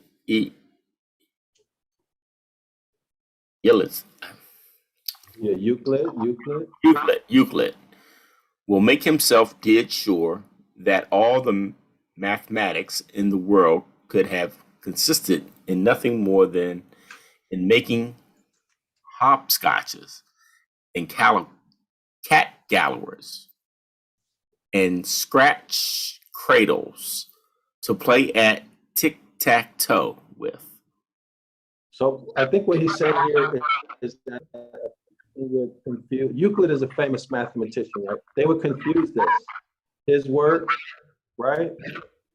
In the same way that these believers are confusing things with these events being historical and actually being people. It's like a comparison, right? If you think that what Euclid did is a bunch of hopscotch, right, and scribble scrabble, I think that's a comparison. You want to continue, Ron? Sure. While our Christian clergy of the present day, either their most ignorant or their most deceitful of the whole human race, have played into the fool's game, have pandered to the passions of barbarous ignorance, and found that the swinish multitudes would be quite as well satisfied with the shells and hulls of science as the kernel. And so the tale was but bloody enough, and monstrous enough, impossible to have happen, and inconceivable to be conceived, that they would ever endanger the power of the clergy by seeking to be wise above what is written.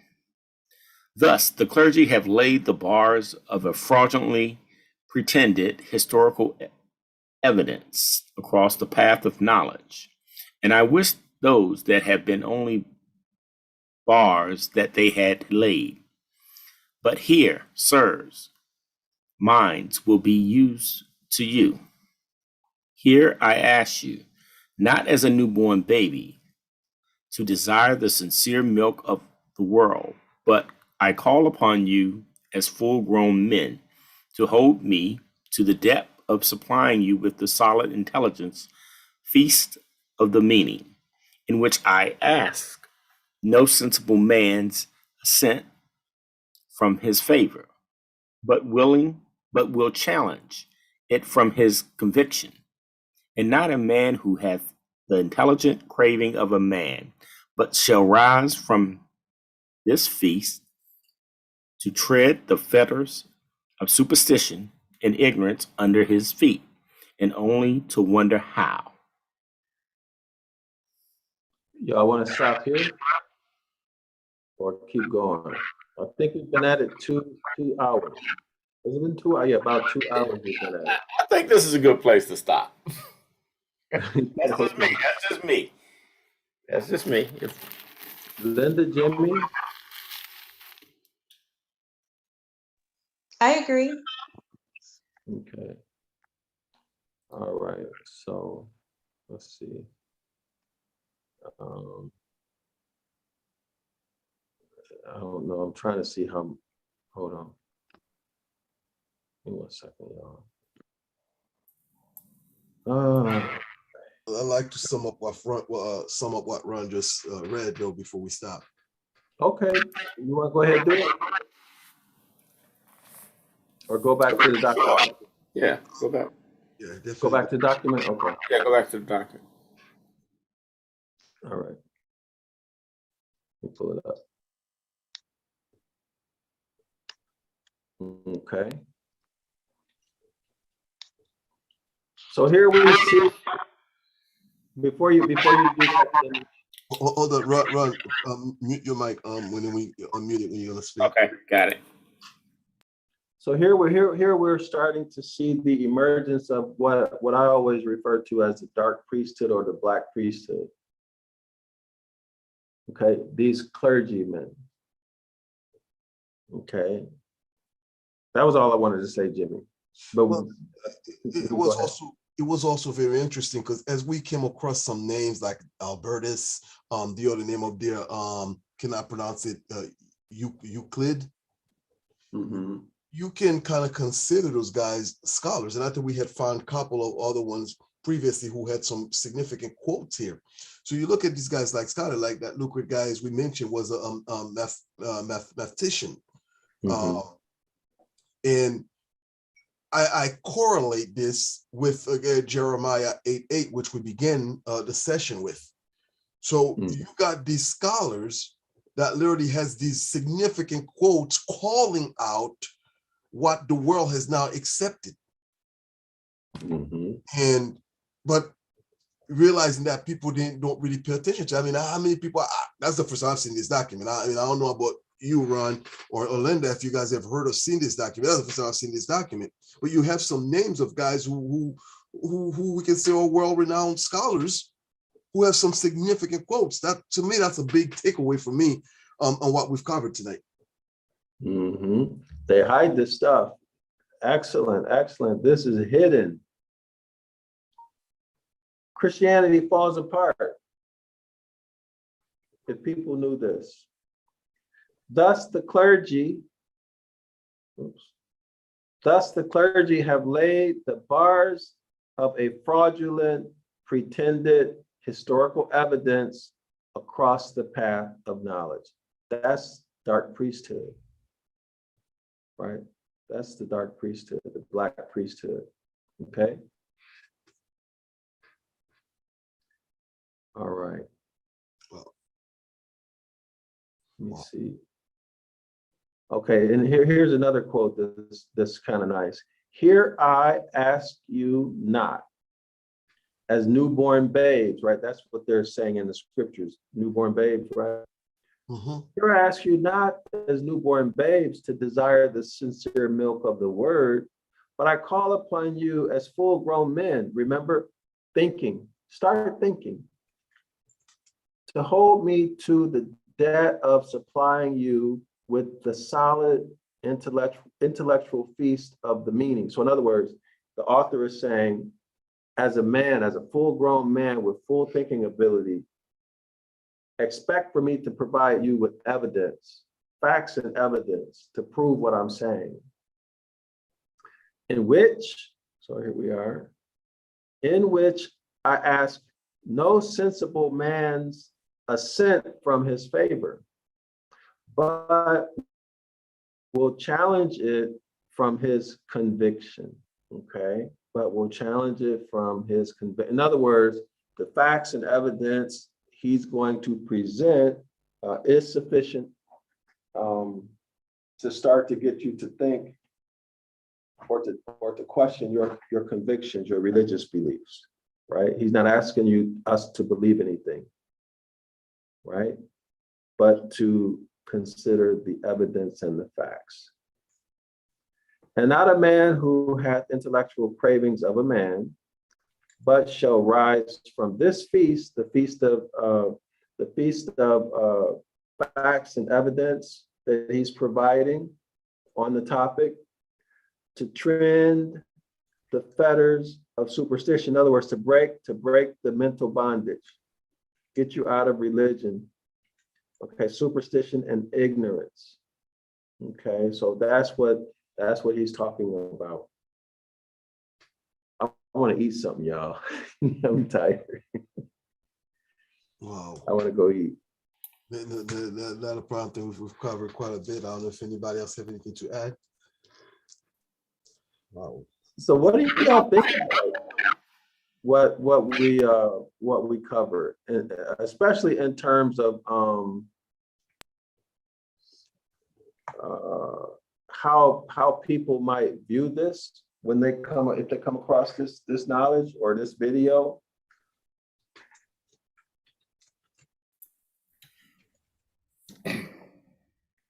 Well, I think first people have to think, and indoctrination is strong, So I think some people may be offended, because it's what they've been taught their entire lives by people, who they hold in high. It's tradition, So and they've been taught this. My grandmother wouldn't lie to me. My uncle, my father, my mom, they wouldn't lie to me, regarding this. So you're going count, and not just that, it's everything that you've, seen, in the media, in through movies and whatever, growing up in this society that pushes that narrative. So you're going against all of that, So, and people generally don't like to think. Mm-hmm. It's challenging. Yeah. And it's not socially acceptable in terms of what we're talking about. Mm-hmm. You have any ideas or thoughts you want, last thoughts you want to get across, or? Well, if I may say, Ed, Ron is absolutely right. People just really need to think, and just do not be afraid.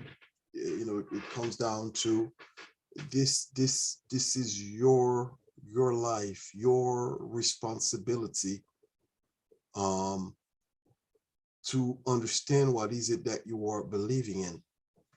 And I'm sure as we continue through this document, we've noted a couple of contradictions. Example, Ron, you had mentioned from the book of Exodus, idols and stuff like that. As we go through these documents, people will literally start to see some of the contradictions. And those are contradictions that people may have seen, but have chosen, again, it's a choice, have chosen to overlook, has chosen to say, to just accept it. I just think it's just too important to just accept. We have to be able to identify, we have to be able to compare and contrast, we have to be able to dig, we have to be able to research like we are doing right now. Look at the other document. People has been so conditioned in a way that anything that goes against what they believe, they don't even want to take the time to listen. Some people actually will give it a benefit of the doubt. Well, let me hear what you got to say. Let me hear it. Then I'll take it and I'll go weigh it. But some people just don't even want to listen. I just personally think it's too important not to. And I think that's where Zion Law School comes in, to give you that opportunity to learn for yourself how to look at these documents, how to view these documents. I mean, we're just reviewing a document here. We didn't do an intense study like we normally do with our documents, looking up every word. And this is for time's sake. But that's your opportunity to be able to learn that for yourself. It's not, okay, we are not living in a time where my grandmother, who did not know how to read or write, In her defense, she did not know how to read or write. So therefore, she had no choice but to go sit there and listen to a reverend, listen to a pastor, listen to doctrination, and be consumed by that. But you, who actually knows how to read and you know how to write, but yet you still find yourself going to sit, giving that 10% and believing in something that you cannot even truly, honestly explain. You just choose to accept it because whether it came to you in a time of weakness where maybe you were down in your face and you needed something to reach out to, you needed something to believe in, so you clung to that, you held it, and it may have worked for you at that time. So therefore, it worked that time. I do not question it, even though 1,000 times later it didn't work. But the few times it works, that's what you're calling it. So therefore, you don't question it. You're choosing, and that's the key word. You're choosing to believe this. Here you have an opportunity to be able to look at it, and those doubts, that little voice in your head that questions certain things that you push away. I did it. I know I did. To look at it and review it. Study it for yourself. Then, if you still choose to believe it, at the very least, back it up. That's what I have to say, Dr. Isaba. Okay, excellent, excellent. Thank You have any closing remarks? That was excellent, Jimmy and Ron. Linda, you have any closing? Yeah, I would definitely say to do the opposite of what the beginning of the article, what we went over, like start thinking for yourself.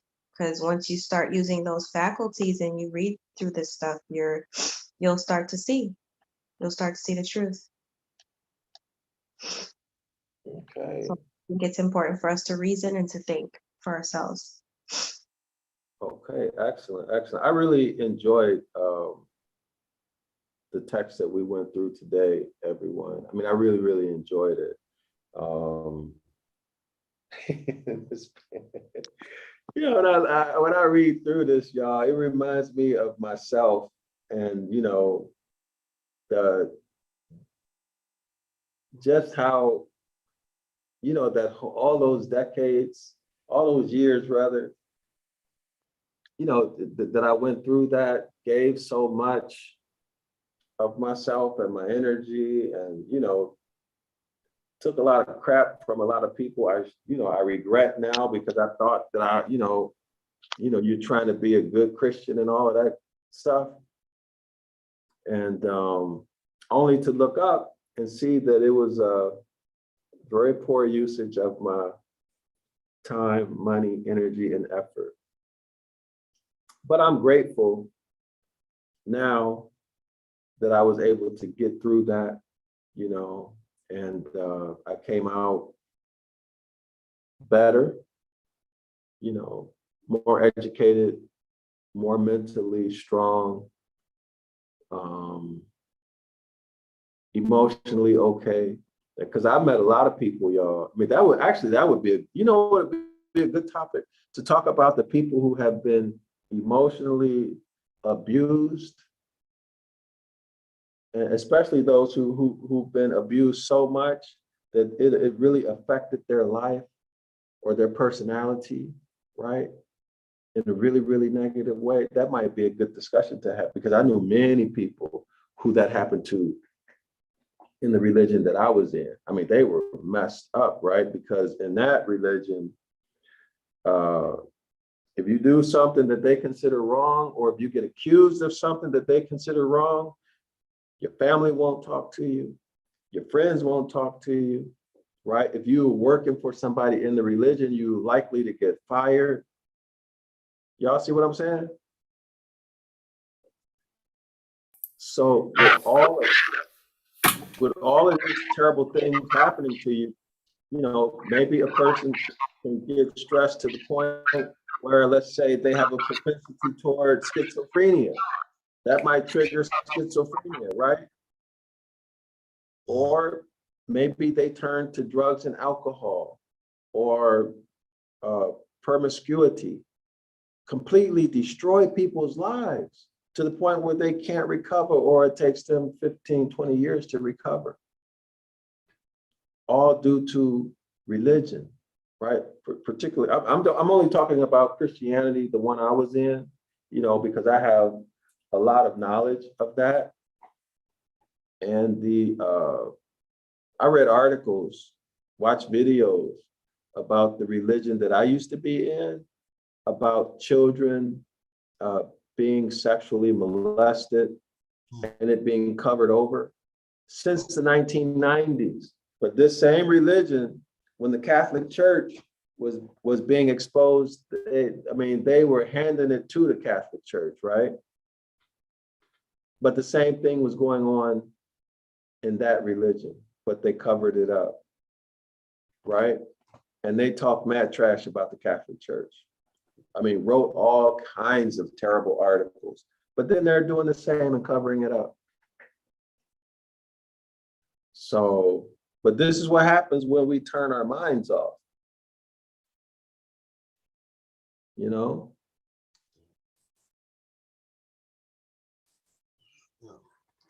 Condition, they got us good. Yeah, they got us good. Okay, so I guess the silence means we agreed to go. When y'all want to do this again? You tell me. It's what's up. So everybody enjoyed y'all enjoyed it? Yeah, Yes, I enjoyed it. it was really So good. what about you, Linda? Absolutely, yes, very informative. Okay, so how about next time we do this is just an idea. Maybe we can talk about it in class. But y'all want to do it tomorrow and we can have a call in? So let's say we do just like we did today, and we have a call-in number, and somebody can call in. They can say whatever they want to say. Y'all want to do that, or y'all want to keep it the way it is now? I don't mind a call in. Now, Ryan, Jimmy? I generally would not mind the call in. We would just probably have to wait to see whether or not it may make more sense for us to go through the document, and then towards the end of the document, we then open it up for the call-ins, because call-ins may take us away from really thoroughly going through that document, because we're gonna be caught we're gonna find ourselves into other topics and not getting through that document. But I think towards the end of the document, a call-in would be ideal, because then chances are some of the things that, you know, callers may call about may have already been answered as we go through the document. Okay, Ron? I thought.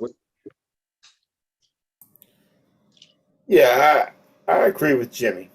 You know, let's focus on the document, getting through it. Okay. So y'all want to do this again tomorrow? I don't know about tomorrow. Okay, when you free, Ron? Tomorrow's already today. Oh, yeah. So let's go ahead and schedule it so we can have it on this video and people can know, and then I'll schedule it on the so we can do it now and not have to return to it. When y'all want to do this again? What day? It's for me, it's all going to be at the time. Anytime in the evening, nighttime, usually is good for me. What about you, Linda? Same. Today would be fine for me. Okay, so Ron? In the evening today, we can do it. Evening would be 8 or 9 or? Yeah, around about 8 or 9.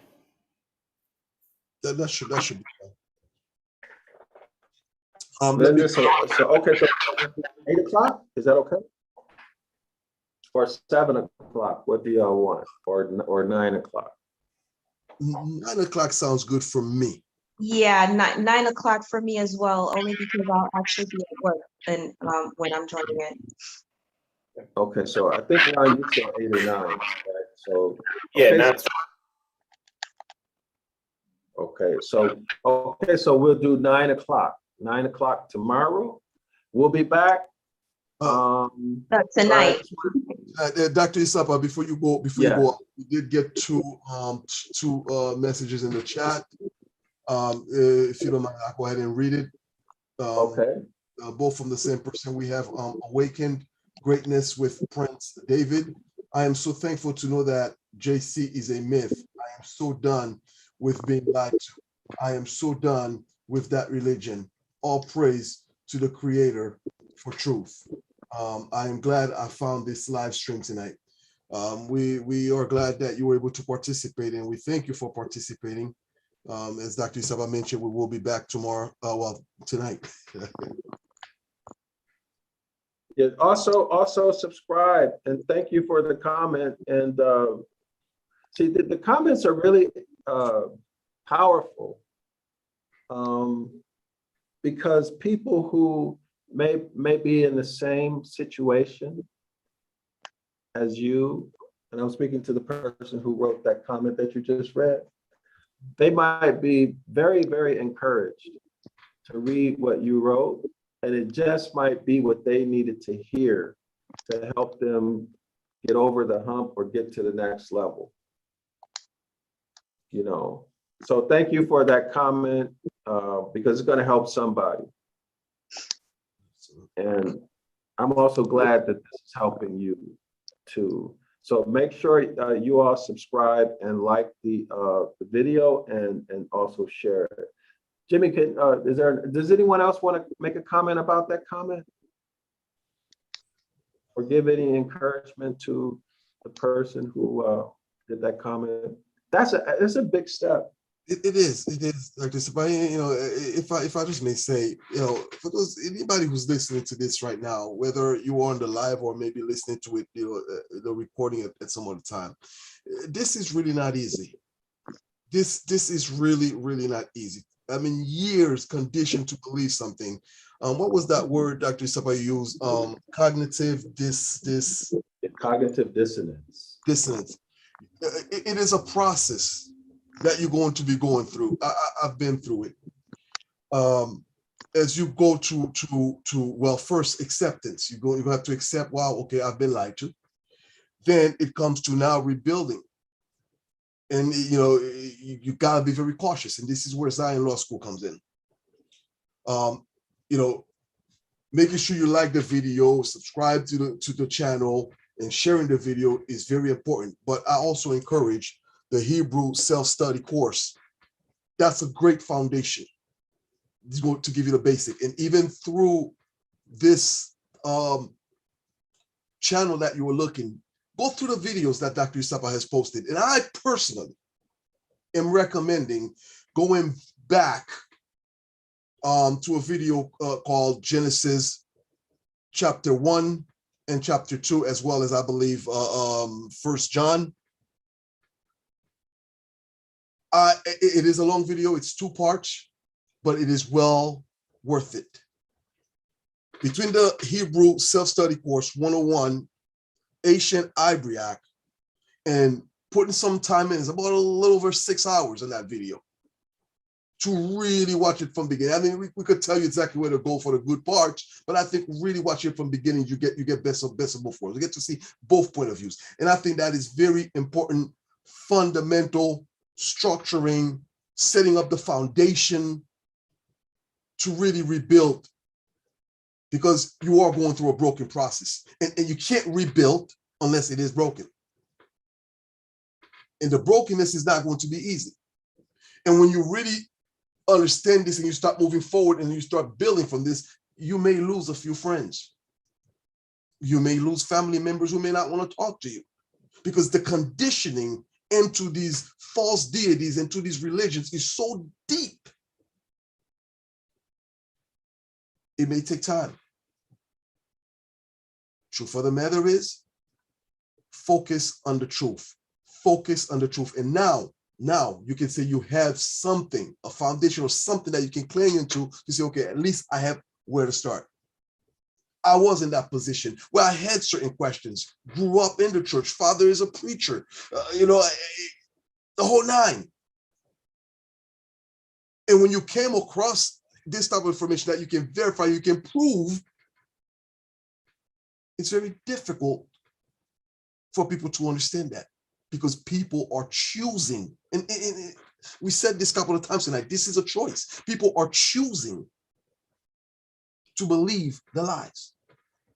People are choosing this because it makes them feel better. It gives them comfort. It gives them hope instead of facing the facts for what they are. And then recognizing who you are.